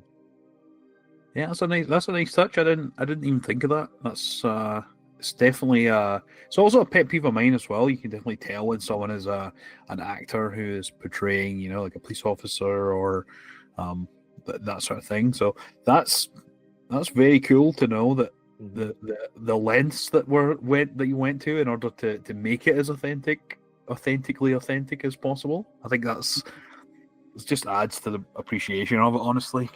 Yeah. And honestly, for anybody out there making a movie on a budget, sometimes real people are much better than actors. If you need to get a cop for a found footage, a documentary style movie, try a real one, Yeah, Now that's true. that is to say, I do need to give a shout out because I do love the actors in the movie, and we found them. We worked. Scott Free also helped us out by connecting us with the casting agent we used, Fern Champion and Shannon Liebland, and they found us these kids that just ended up clicking together so well. Chelsea, Justin, and Luke, and they found like a bunch of the adults for the movie as well. But yeah, like she managed to find these like three kids who actually, like, when we got them in the room together, their chemistry was just so natural, and it just felt like kids who hang out together all the time. So yeah, I thought they did a good job, and they were up for whatever. They watched through a canyon in the middle of the night. They were up for getting like ganked up for like the abduction scene. So yeah, great couple of kids. I am curious about one part of the movie. So the sister was working with this lady from the high school where the kids had gone to. She was speaking to her about, possibly a camera that may have been checked out but never brought back, a second camera.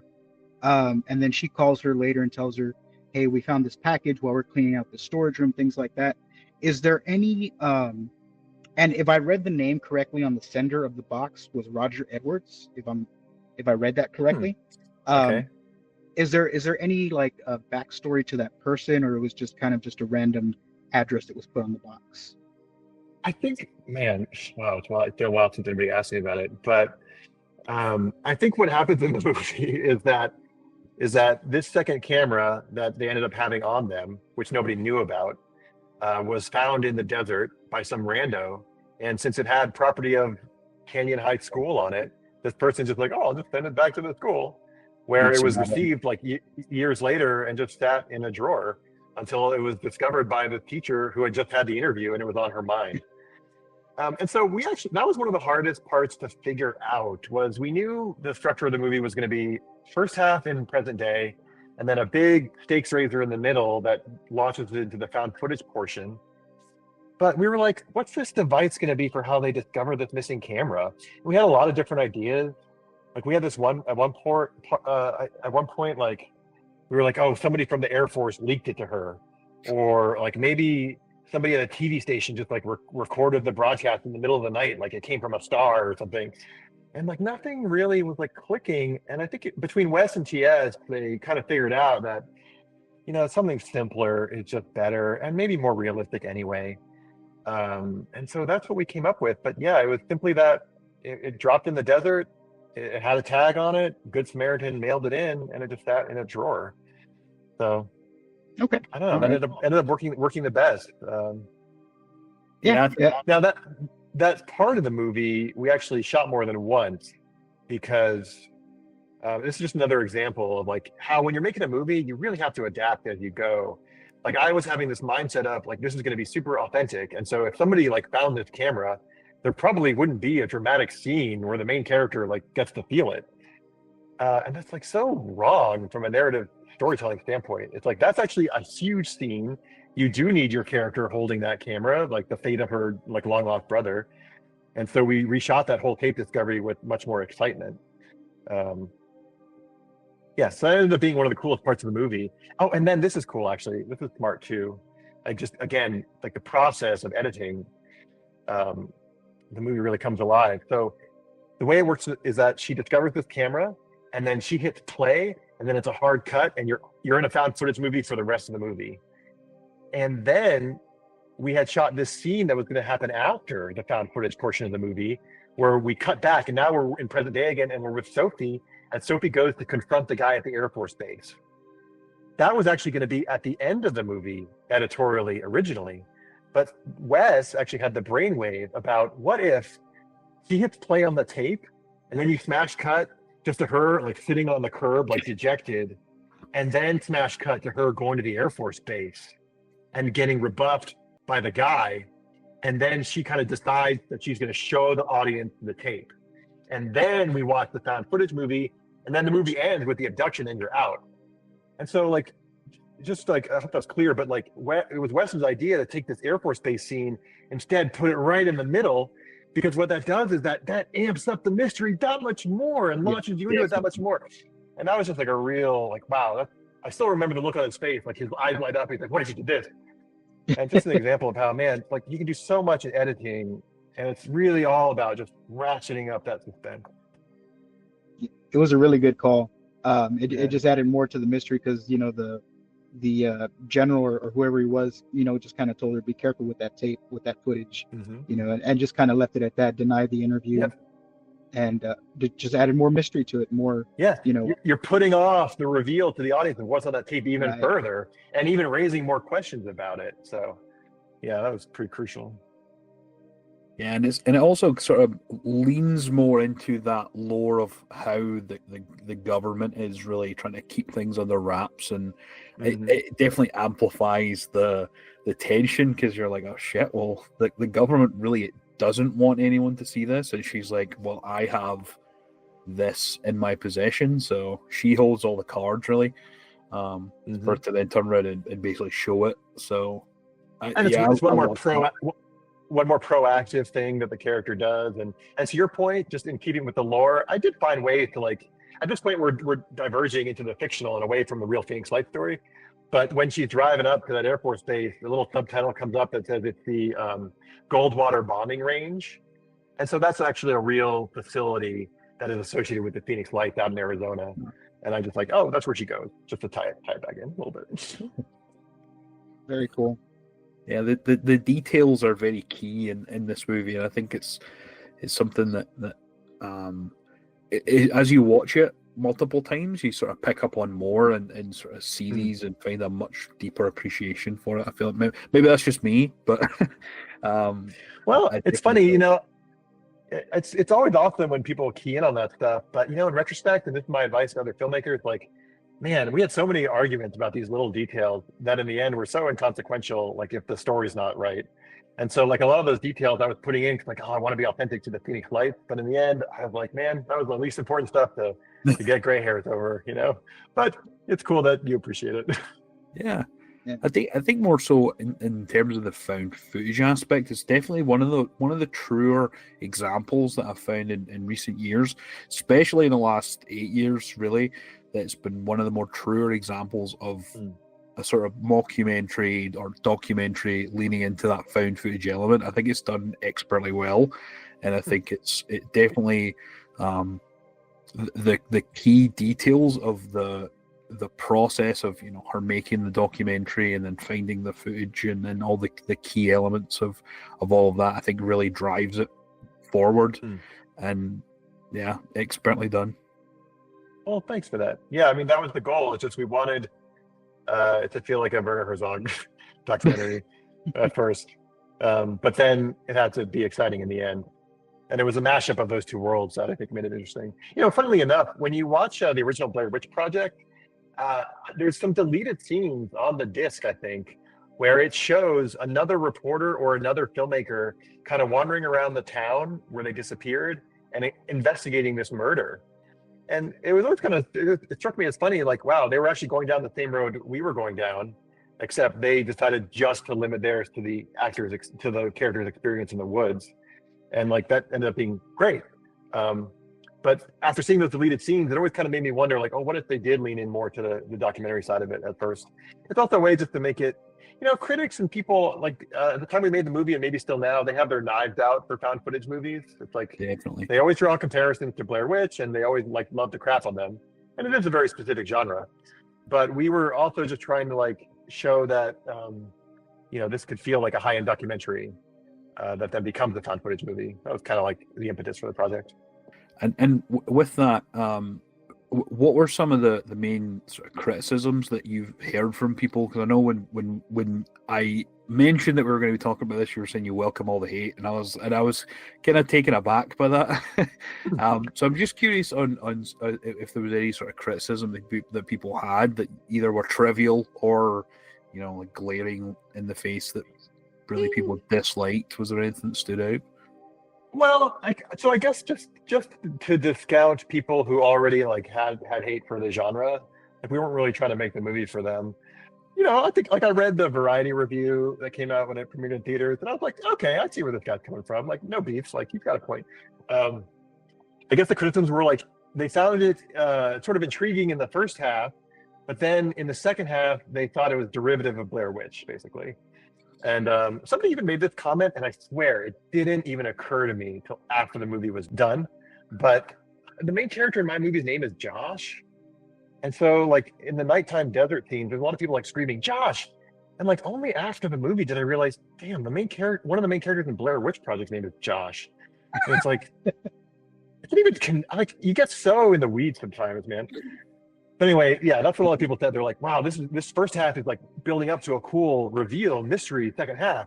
But then they just found the second half to being, like, just, like, trying to rip off what they did in Blair Witch. Now, to their credit, it's like, well, you put 3 characters in the wilderness at night, there's going to be similarities. Like, there's survival situations, it's the middle of nowhere.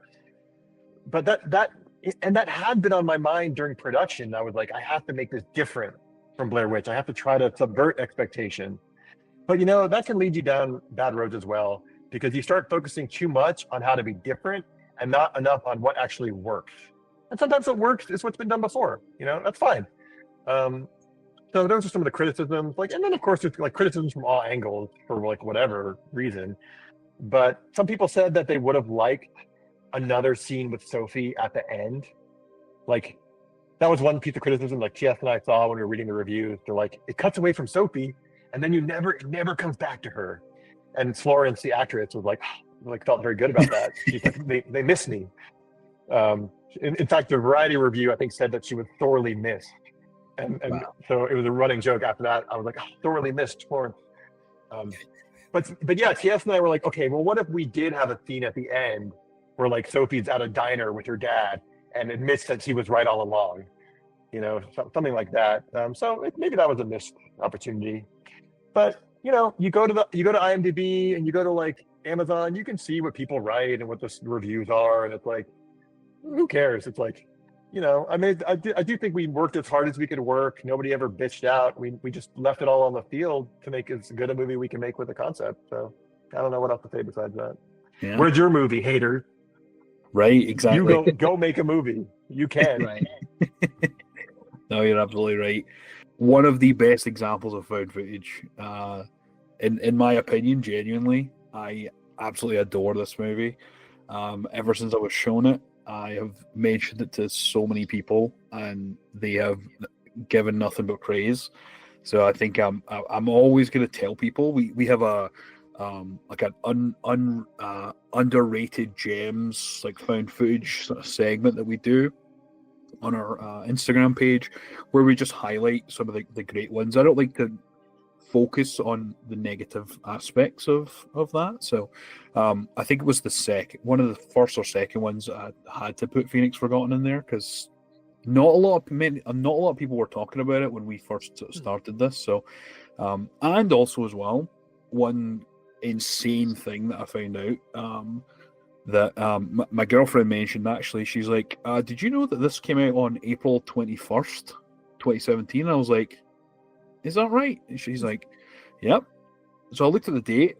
We're going to release this on April 11th, there and thereabouts. So it's literally about 10 days from the 8th anniversary of Phoenix Forgotten coming out. Yes. So I think the timing has been pretty perfect. And yeah, I'm always going to be telling people about this movie. So I'm not in the hater camp, and I will never will be. Well, like I said, I welcome the hate if it comes, and it's cool that people are debating the movie at all. It's always, I always like it when a movie is like gets mixed reviews, because then it might actually be interesting. And I'm very much a physical media collector. We both are. We both love physical media.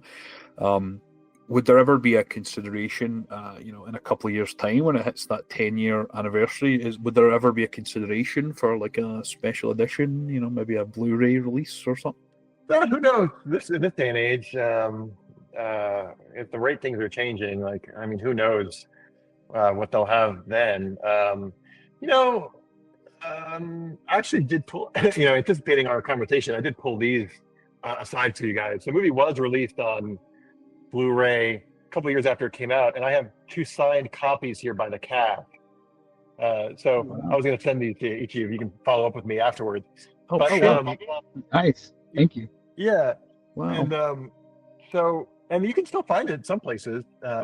But as far as the re-release, I don't know. I'd love to. We actually talked about it, you could do a sequel where like 10 years later, the three kids who went missing show up at Sophie's door and they haven't aged a day, and boom, that's the start of your sequel. But I mean, it works. Like there has to be enough box office and proven success for them to reinvest in it as a property, and this doesn't ever really materialize. So I still get residuals from the movie, as meek as they are, but that at least tells me that people are watching it.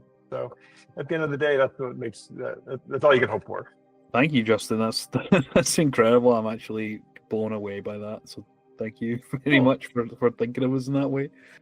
No, I'm kind of speechless. Yeah. I lost my train of thought. Me too, man. I'm totally stoked for that one. Thank you. I appreciate that. Cool. Yeah. I had like a box of these, and I'm down to my last couple. But I'll send these to you guys.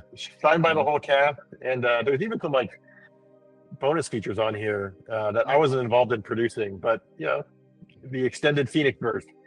Oh, that was the other thing I was going to mention. Just when you were talking about the critical reception, we didn't have this title when we started making the movie. I don't think we even had a title, but we had this idea for Phoenix Forgotten came from one of the execs to name it that, and we weren't really liking it at first, but eventually we kind of got on board. But we kind of knew that it was going to mean that there would be a critic who's like movie forgotten, like your movie's so forgettable, like Phoenix Forgotten. But we just leaned into it because it's a literary title, like it sounds like a book, and I like that. Nice. Yeah, I loved it. I thought it was a great title as well. It leans into that sort of found footage type, and then it leans into the Phoenix Light. So I think it just pairs perfectly. Yeah. Every other movie that's about the subject has like Phoenix Lights in it or something, so we just do a little different. And actually, that idea came from Mark Canton, who was a producer on the movie, and so he's famous. If you look at Mark, so in fact, his license plate on his BMW says 300. Because one of his claims to fame is that he was a producer on the movie 300. Right. But it was his company, Thinaloo, and then Scott Free were the two production companies involved. And that was his idea for the title. I think it was a good one. I think in the trailer, it definitely leans into from the writers behind, Maze Runner, and then from the studio that brought you 300 and Alien, and it was definitely like a heavy hitter list of of crazy big movies. So I mean, that's kind of why it got made. I was very fortunate to just really be friends with Wes and T.S. at the time that Wes was becoming a very successful feature director. And for the viewer, Wes Ball directed the Maze Runner trilogy. He directed the last Apes movie. That was great. I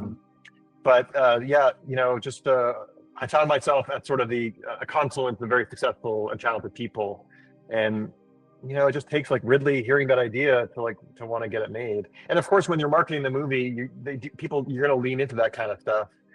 I don't know how well it works. It's kind of become a cliche and a trope. I wasn't involved in the trailer, but we just trusted them to sell the movie however they wanted to. So, I'm not going to complain if they're putting my movie in theaters. So. Yeah, definitely. A lot of people don't get to say that, especially nowadays, especially with horror movies.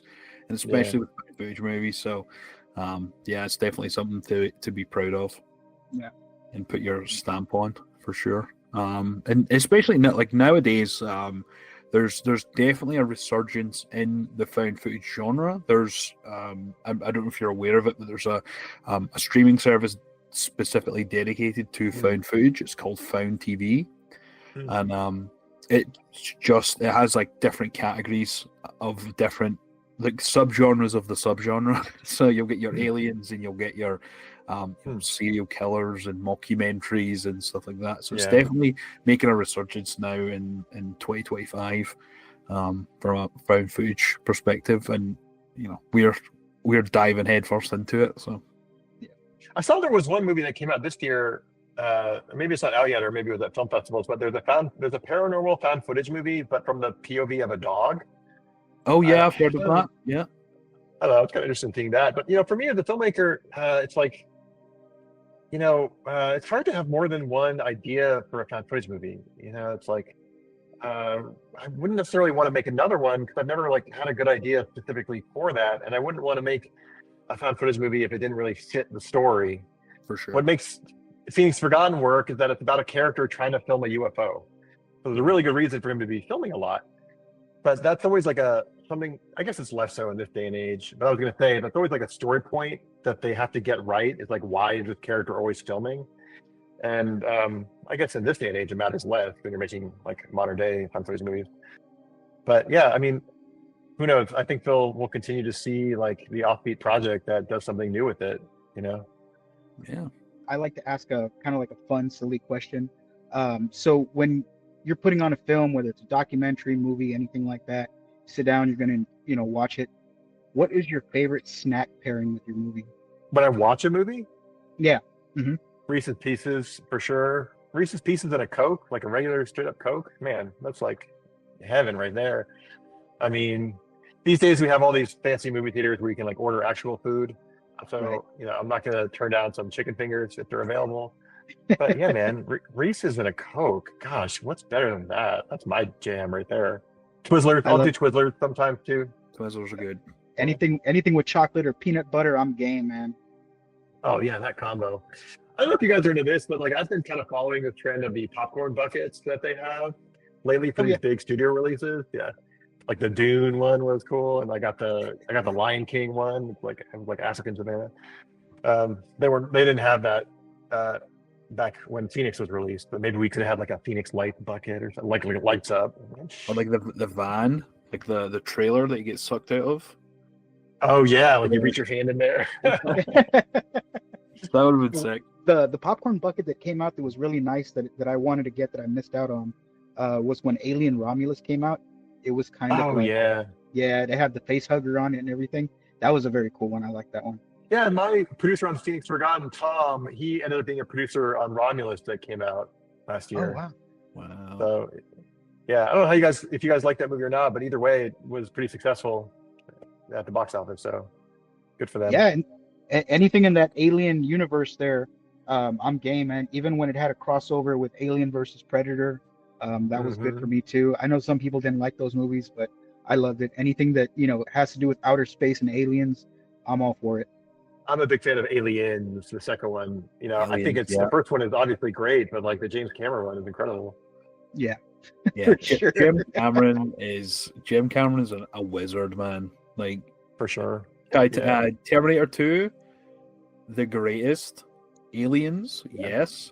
Even Titanic, man. Like Jim Cameron is just incredible. Yeah, you can't argue with box office, and he's got his haters, but on the other hand, like he also has a track record. Hey, sorry about that. Hey, no He worries. got knocked off. They heard me talking trash about Avatar 2, and they cut the course. But I was just gonna say, I recently rewatched it on a plane, and I was like, "This is great! Like, I don't care. I want to see the guy. I want to see the Quaritch as an Avatar. I want to see him fight. Like, whatever. It's awesome." Yeah, last I heard was The Abyss, and I was like, oh yeah, The Abyss was so good. Yeah, classic. So good. That's what we aspire to. He's a master. We just want to make stuff as good as he makes it, and have people enjoy it as good as he makes it. Yeah. And I mean, the fact that with Phoenix Forgotten, you were able to make something essentially for Ridley Scott is something that is like enviable of anyone that's ever made a movie, never made an alien movie that is specific to that. So that's incredible work. We interviewed another filmmaker. He made a movie called Winemaker, and it's a found footage movie. And after it, he was talking about some of his favorite found footage. One of his was Chronicle, and I'm like, well, if you like Chronicle, you're gonna fucking love Phoenix Forgotten. Mm-hmm. So when we finished the interview, he went away and watched it and immediately messaged and was like, "Oh my god, thank you for this." Yeah, and I mean, Chronicle was one of those sort of trailblazer movies. It was like one of those ones that came out and did sort of reinvent the genre for a second. And that was one that we watched a lot too. Hell yeah! And another one that again not a lot of people talk about, Chronicle, is one that I think was done very well. It was definitely more of like a Cloverfield as well as another one that kind of reinvented the genre, brought everyone back into it, aliens and New York City found footage. But yeah, Chronicle and Cloverfield definitely brought a lot of eyes to it as well. I think Cloverfield is one of the most watchable. Like, it's a big budget J.J. Abrams found footage movie. Yeah. It's really funny. And and they're making a sequel now. There's a new one coming out that extends the story, I believe. So I mean, more power to them, I guess. But yeah, Cloverfield's great. You know what's good too is End of Watch. It's not supernatural, but David likes that one. I haven't seen it, but David likes it. Yeah, it's a really good one. It even has a creepy moment because there's that part where the cops come up to the gangsters that are having the party and the music in the background, and they just have that cold, dead stare. It's a creepy moment, even though it's a found footage, it's not horror. That's a creepy moment for me because, I grew up on the south side of San Antonio. So, growing up in, the hood, things like that, having friends of that nature, what that, what that look means, what that presence means, things like that. So it triggers like things that you've experienced in life and things like that. So and that's what I appreciate about, movies, when they can trigger, things that you've experienced or traumas or phobias or things like that. And that's what really captures and creates a moment with you in that film in particular. And that's what resonates with you. And that's what I always appreciate about movies. Yeah, the best movies exploit the primal fears we have. Anything like love, death, getting eaten, familial relationships. Any good story is about something primal. Taps into those universal feelings. Definitely. Absolutely. Oh, yeah. But yeah, it's a super great film. I think they did a really good job with that one. Even having, Jake Gyllenhaal and Michael Pena as actors great on the movie. They're great guys. I mean, they make great films. Well, it's really funny, great chemistry. Like obviously, and Jake Gyllenhaal usually makes good movies. Like he doesn't leave any. He kind of brings it all always. Yeah. And Michael Pena is great too. Yeah, so that's a cool one. I got to check out some of these other ones. I'm going to look at that TV channel you mentioned as well. Yeah, it's pretty awesome. David, let me ask you this, David. What's the best Bigfoot found footage movie? Best Bigfoot found footage movie. So some of the ones that I like are like Willow Creek or I've heard of that one. Beast of Bray Road. That's another one. It's kind of a little bit corny, but I enjoyed that one. But those are two that come off the top of my head. Now, although they're not Bigfoot movies or a Bigfoot movie, it's a found footage movie. I quite enjoyed it. It's called Troll Hunter. Have you ever seen that one? Oh yeah. Troll Hunter's great. I love Troll Hunter. It's not a Bigfoot or Sasquatch by any means, but I mean, a big mythical creature like that people find in the woods, and it lives up to its lore of turning to stone at light or during the daytime or anything like that. So that was a really good movie that I enjoyed. This just popped into my head, but it's more of a mockumentary, but it is sort of a found footage movie. But Incident at Loch Ness with Werner Herzog. We got that on DVD or Blu-ray, and I haven't watched it yet. But yeah, it's like a Werner Herzog documentary about him finding Loch Ness. It's meant to be funny though, so it's definitely meant to be comedic. It is just so, oh my gosh, it's a really good watch. It's really good. Werner Herzog wants to go out and make this movie about Loch Ness and how this monster is it's just some of their psychological fears. But he gets paired with this American producer who keeps trying to camp up the movie, and he even has somebody a girl in a bikini at some point, and Werner has to pull him aside, but they're on this boat, and it's they eventually do find them. I mean, you got to watch it; it's hilarious. Writing that one down. One I found randomly and didn't have much high hopes, but actually really loved it. It's called Bigfoot: The Lost Coast Tapes. Oh yeah, The Lost Coast Tapes. And it was very good. It's check that out. A crew are told that this guy has a Bigfoot creature that he's trapped, and they're gonna go and film it. And the guy's sketchy as fuck, and they have he's in the middle of nowhere. There's no cell service. It's just crazy, and all this weird, crazy stuff starts happening. That was one for sure. Another sort of monster one that I think is very good is Digging Up the Marrow, which is by Adam Green. Adam Green made Hatchet and a bunch of other movies and TV shows, and that's one. And also The Bay is a very good sort of. I've seen the poster, but I've not seen that one. It's very good. Yeah, I think that's definitely the Bigfoot Lost Coast tapes was one that was that stood out for me. And unlike any of the like monster ones, another really good one is called Zero Day, and it's from the early 2000s, and it was released after few years after Columbine happened. And it's about two kids who are school shooters, basically. So, but it's done very well. Like, you would not be able to tell that this is a movie that they've made. It's done very well, and I'm fairly certain you can still watch it on YouTube. So it's free on YouTube. It sounds chilling. I'll have to check that out. It's blew me away. 5 stars all around for me for that one. So, but yeah. Oh well, I'll have to check some of these out, and maybe we can chat about it again. Hell yeah, Absolutely. definitely. Yeah, let us know. Definitely let us know if you check them out and what you think. And I'm definitely going to check out Incident at Loch Ness. That's next on my list. Yep, For sure. it's worth it. And one thing I'm also curious and would love for you to talk about is just whatever you've been working on. Is there anything upcoming that you're working on? I know there was Space Coast was something that came out. My partner's uncle works for Space Coast in Melbourne in Florida. So Oh, really? Oh, cool. Okay. Well, yeah. It's funny. It is kind of a sister movie to Phoenix Forgotten in a way, because it's about characters trying to film a spaceship. But in this case, it's a real rocket that's going to the moon. So I had this opportunity to tell this story. It's it's only 23 minutes, but it's like Phoenix Forgotten. It has that exponential rise and then a big finish. I wanted to kind of make, there's very few opportunities to get like short films out there. Yeah. But this story and the spectacle of it was so good, it just really compelled me to make it.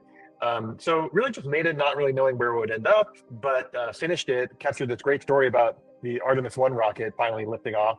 And it also kind of delves into the history of NASA a little bit by covering a bit of the Columbia shuttle disaster.